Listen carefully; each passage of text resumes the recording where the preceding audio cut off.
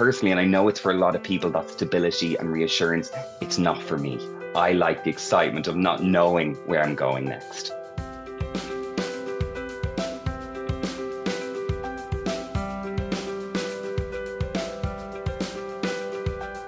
Hello, and you're very welcome to the Leadership Discoveries podcast. And this special Gen Z or Gen Z edition, depending where you are in the world, is going to really reveal a few more insights into the world of younger generations within the workforce. And this is something that I hear a lot about when I'm talking to leadership groups or people in my own practice, where they're actually talking about how do I lead in this multi-generational workforce. So it seemed like a really good opportunity to talk to some people from the world of Gen Z. And I'm delighted to introduce Barry Kavanagh.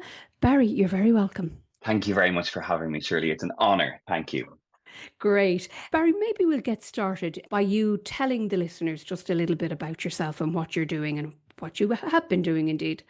Absolutely. And like most things I do, I like to work backwards. Yeah. So currently I'm a customer success manager at Diligent, and Diligent is a software company. We provide software and services focused around governance, risk, and the compliance landscape.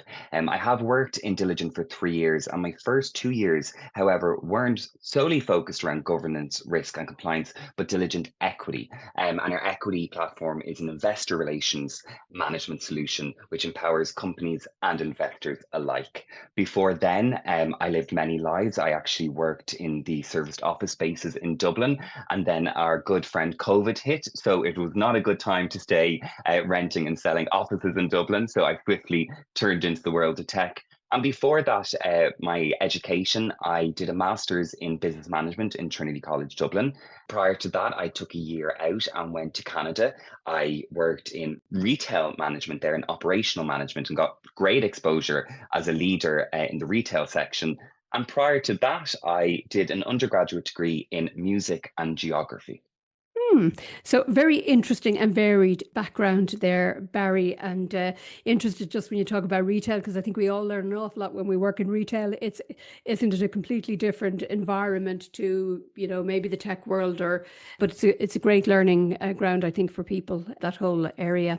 When I asked you, Barry, would you come actually on this podcast, you corrected me because I said, you're Gen Z, aren't you? And you said to me, Shirley, I'm actually a Zillennial, I think was the phrase that you use. Yes. Very much on that cusp. On the cusp. I'm proudly on the cusp, I shall say. Yeah. Excellent. So, Barry, maybe we'll just get started just around the topic of leadership. This is the Leadership Discoveries podcast. And what does leadership mean to you? And just in terms of that, do you think it's different to what older generations may view as what leadership actually means? Yes, I do. So for me, leadership is a lot less about authority and more about accountability.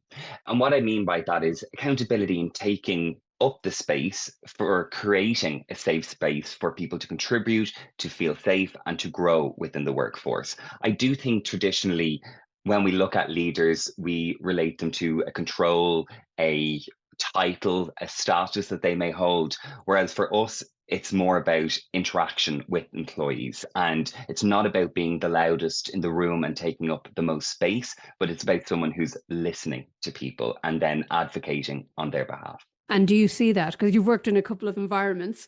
Yeah, I have not seen enough of it. I think that you can never see enough of it, or I have not witnessed enough of it. But I have seen it and I've not seen it. And as I said, I've worked in retail, I've worked in hospitality, and now work in tech and real estate as well. And I do feel in the more traditional sort of industries, we are still experiencing the manager-employee relationship and nearly molding employees into what they should be rather than allowing them to express themselves. In more creative fields, for example, in retail or in hospitality, I did get to show my personality, and my personality was really valued in those workspaces. But I think I've seen an array of different leadership styles, and hence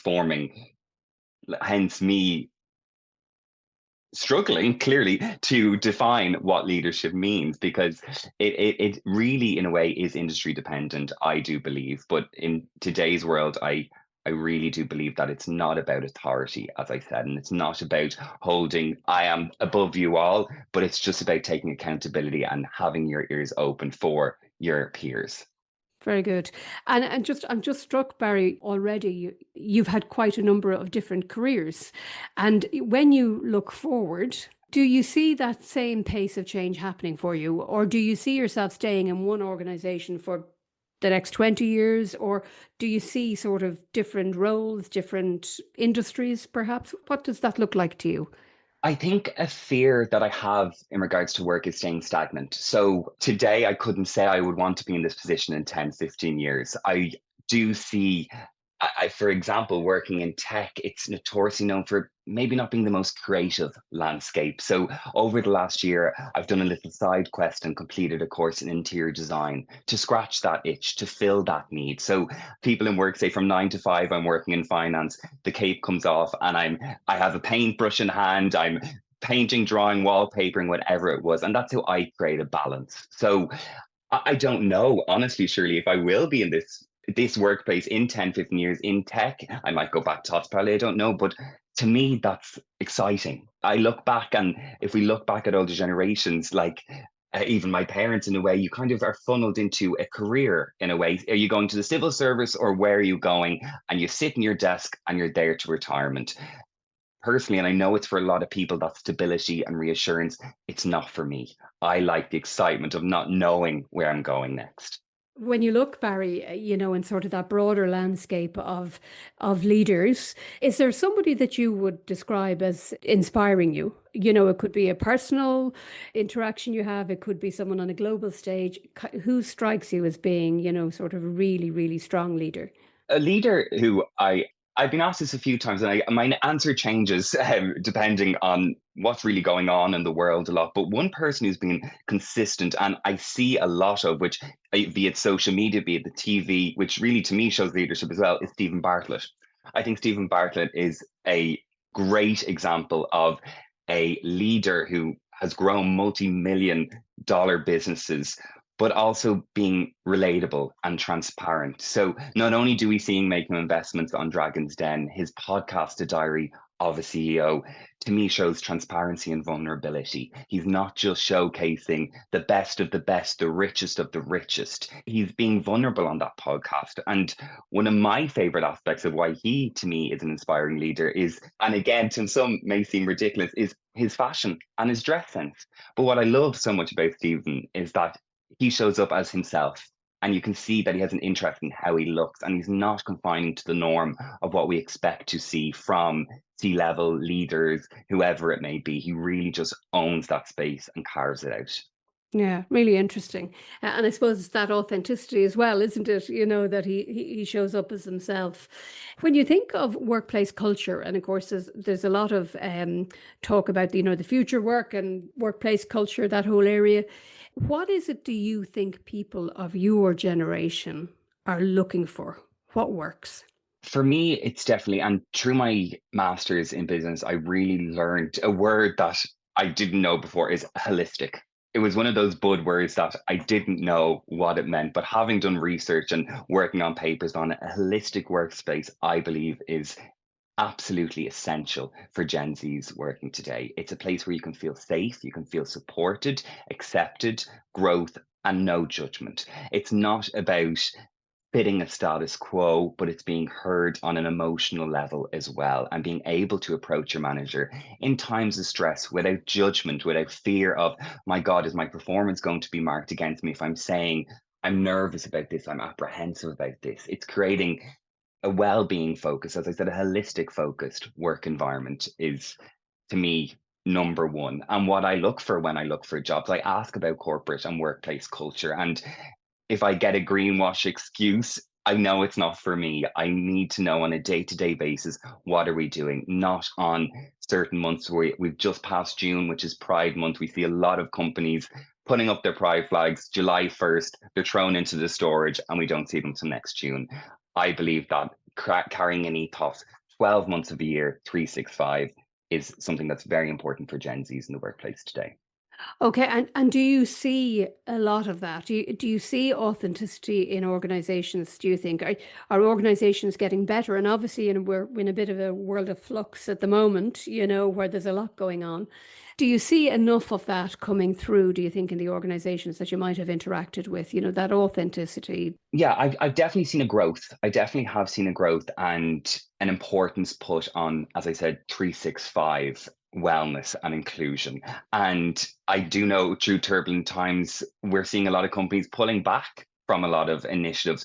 But to me, the ones that aren't pulling back are the companies that I want to work for. They're resilient companies that are not afraid to go against the norm, afraid to potentially lose a client base or investments, whatever it may be. It really shows that people are the core. And that's the companies that I love working with on a day to day basis in my current job and the ones that I love following as well online. So what then is the non-negotiable for you when it comes to, what you'd expect from a leader who's creating a space for you to work in? What's the non-negotiable if they don't do that?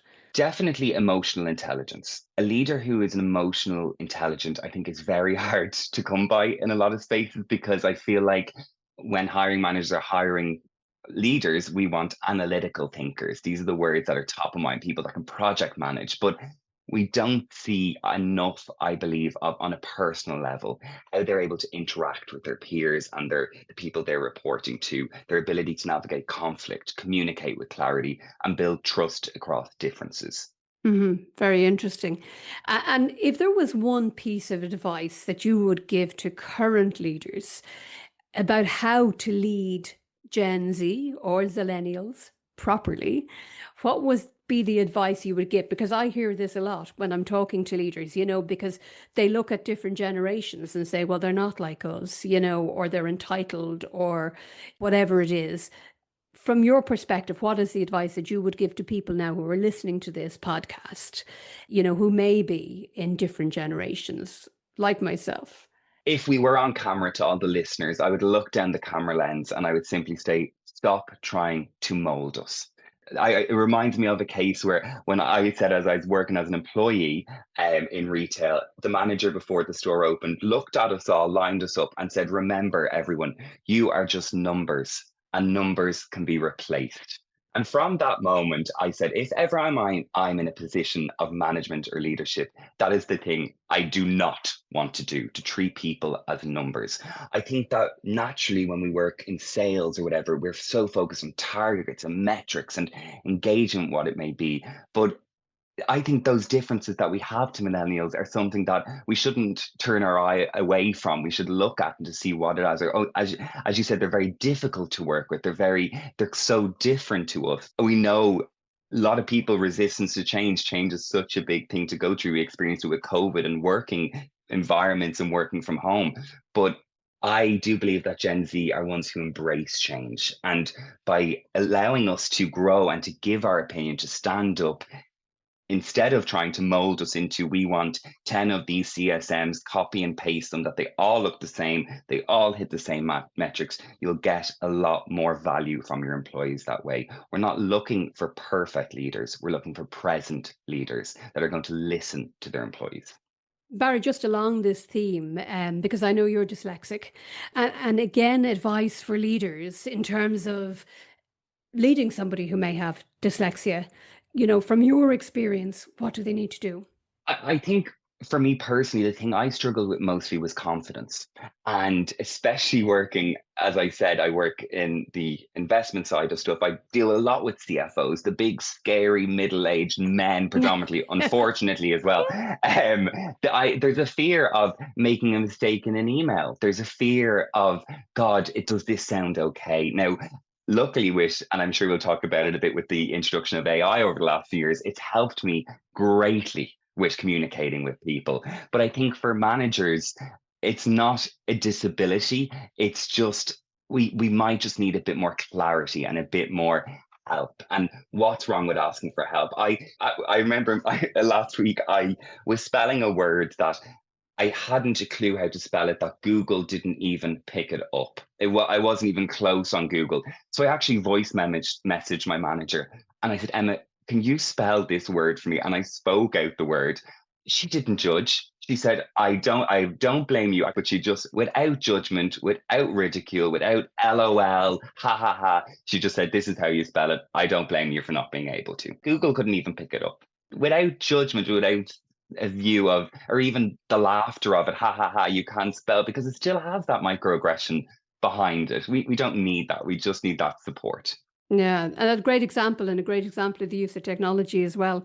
Even things like voice messages as well, being able to communicate that way. So just some great advice there, Barry. And we will come to technology in a moment, Gen AI, because I'm just interested in your view around that. And we'll do that in our quick fire round, actually. Oh, lovely. I just have some questions for you. We have about 10 of them, so I'm going to run through those. And if you could just give me your quick fire answers.